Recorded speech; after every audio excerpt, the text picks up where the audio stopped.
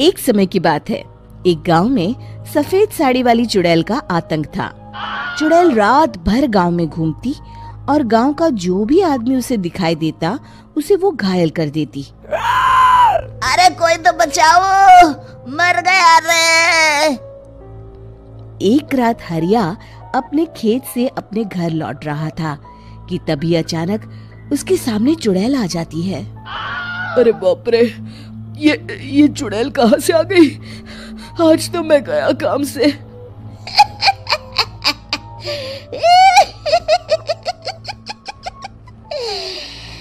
आज मुझे मेरा शिकार मिल गया। अरे चुड़ैल दीदी, मुझे छोड़ दो। जैसे ही चुड़ैल हरिया की तरफ बढ़ती है, हरिया वहाँ से भाग जाता है और अपने घर के दरवाजे पे पहुँचता है। अरे भगवान, जल्दी से दरवाजा खोलो, मेरे पीछे चुड़ैल पड़ी है। हरिया की पत्नी जल्दी से दरवाजा खोल देती है। अरे आप इतना हाफ क्यों रहे हैं? अरे मेरे पीछे चुड़ैल पड़ी है, आज तो मैं बाल बाल बच गया। जल्दी से सभी दरवाजे और सभी खिड़कियों को बंद करके बत्ती बुझा दो। तभी चुड़ैल हरिया के घर के पास पहुंच जाती है।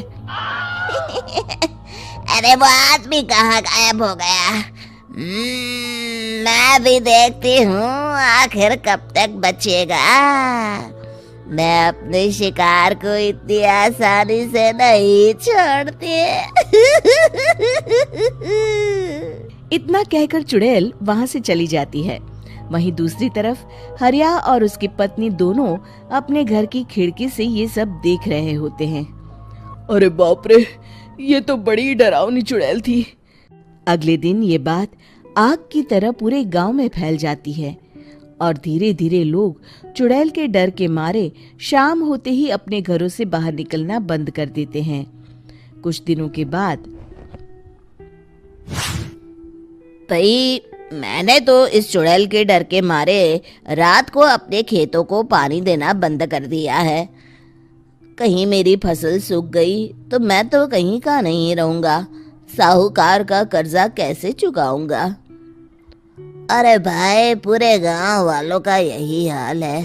पता नहीं ये चुड़ैल हमारे गांव में कहां से आ गई। फिर एक दिन गांव के पास वाली नदी के किनारे एक बहुत बड़े तांत्रिक के आने की बात कुछ गांव वालों को पता चलती है। वो लोग जाके ये बात गांव के मुखिया को बताते हैं। मुखिया जी, नदी के किनारे एक बहुत ही पहुंचे हुए तांत्रिक बाबा आए हैं। हमें उनसे मदद मांगनी चाहिए। मैंने सुना है वो बड़े बड़े भूतों और चुड़ैलों को अपने वश में कर लेते हैं। मुखिया जी सभी गांव वालों को लेकर उस तांत्रिक के पास पहुंच जाते हैं। ओम फट स्वाहा, ओम फट स्वाहा। तभी तांत्रिक अपनी बंद आंखों को खोलकर कहता है, क्या बात है? तुम सब लोग यहाँ क्यों आए हो? मुखिया जी उस तांत्रिक को सारी बात बता देते हैं। अच्छा, तो ये बात है। और तांत्रिक अपनी आंखों को बंद कर लेता है। मैं देख रहा हूँ तुम्हारे पूर्वजों ने बहुत पाप किए थे, जिससे ये गांव अब श्रापित हो चुका है। उसी के फल स्वरूप तुम्हारे गांव में चुड़ैल आई है। ये चुड़ैल बहुत खतरनाक है, ये किसी को नहीं छोड़ेगी। हे भगवान, मर गए रे, अब क्या होगा? तभी गांव के मुखिया जी कहते हैं, बाबा, इस चुड़ैल से हम सबको बचा लीजिए, कोई तो उपाय होगा। इसका सिर्फ एक ही उपाय है। सभी गांव वालों को बारी बारी हर दिन अपनी आधी फसल उस पहाड़ी के ऊपर बनी काली गुफा में छोड़ के आनी होगी। तभी उस चुड़ैल की भूख मिटेगी और श्राप का प्रभाव खत्म हो जाएगा और तुम सब जिंदा बच जाओगे। सभी गांव वाले उस तांत्रिक की बात को मान लेते हैं और वहां से चले जाते हैं। फिर अगले दिन से रोज उस गांव के लोग बारी बारी से अपनी आधी फसल उस काली गुफा के पास जाकर रखाते। कुछ दिनों बाद हरिया की बारी आती है। बाप रे, आज तो मेरी बारी है उस काली गुफा में जाने की। क्या करूं, वो तो बड़ी खतरनाक चुड़ैल है। मेरे तो हाथ पैर कांप रहे हैं। फिर हरिया डरते डरते अनाज की बोरियां अपनी बैलगाड़ी में लाद देता है। तभी हरिया की पत्नी उससे कहती है, देखो जी, संभल के जाना और किसी भी हालत में शाम होने से पहले वापस आ जाना। उस चुड़ैल का कोई भरोसा नहीं है जी। हरिया बैलगाड़ी में बैठते हुए कहता है, भगवान, मैं क्या वापस आऊंगा? लगता है अब तो मेरी खबर ही आएगी। इतना कहकर हरिया वहां से चला जाता है। रास्ते में जंगल से गुजरते हुए हरिया की बैलगाड़ी का एक चक्का बड़े गड्ढे में फंस जाता है। हे भगवान, अब ये क्या मुसीबत है? हरिया नीचे उतर के पूरी ताकत से अपनी बैलगाड़ी को गड्ढे से निकालने की कोशिश करता है।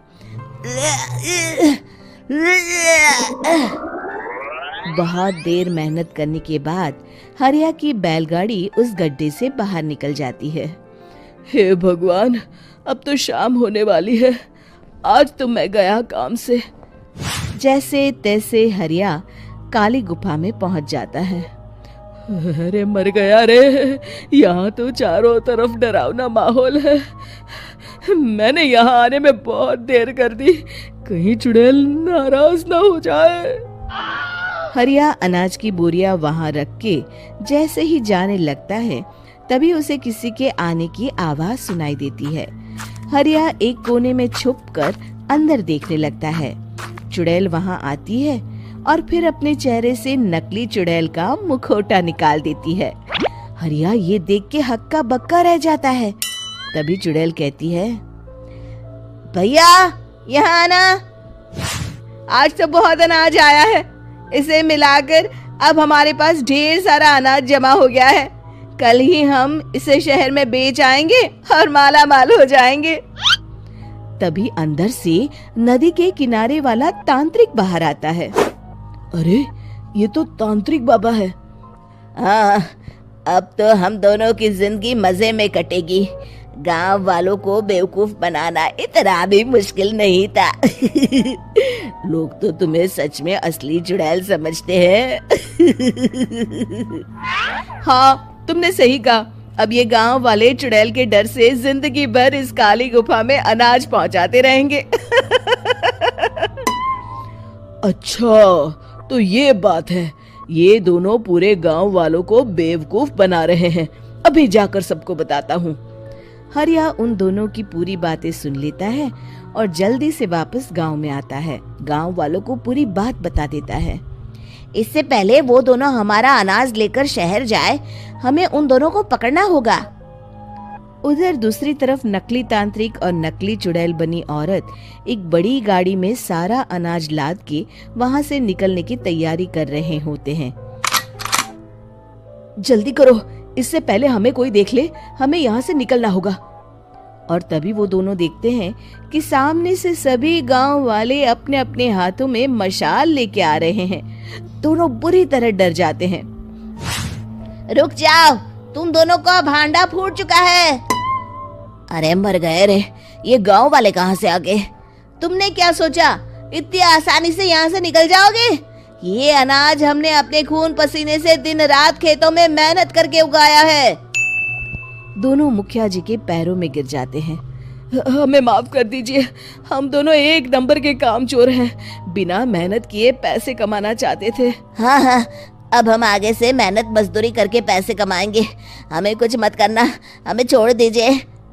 इतना कह के दोनों गांव छोड़ के भाग जाते हैं और सभी गांव वाले फिर से खुशी खुशी रहने लगते हैं। शिक्षा, तभी तो कहते हैं कि किसी भी समस्या का समाधान केवल सूझबूझ से ही करना चाहिए और कभी हिम्मत नहीं हारनी चाहिए। दोस्तों, हमें उम्मीद है कि आपको हमारी ये कहानी पसंद आई होगी। कृपया हमारे चैनल को सब्सक्राइब करें और सभी अपडेट्स के लिए बेल आइकन जरूर दबाएं। और हाँ, वीडियो लाइक और शेयर करना मत भूलिएगा। Bye bye.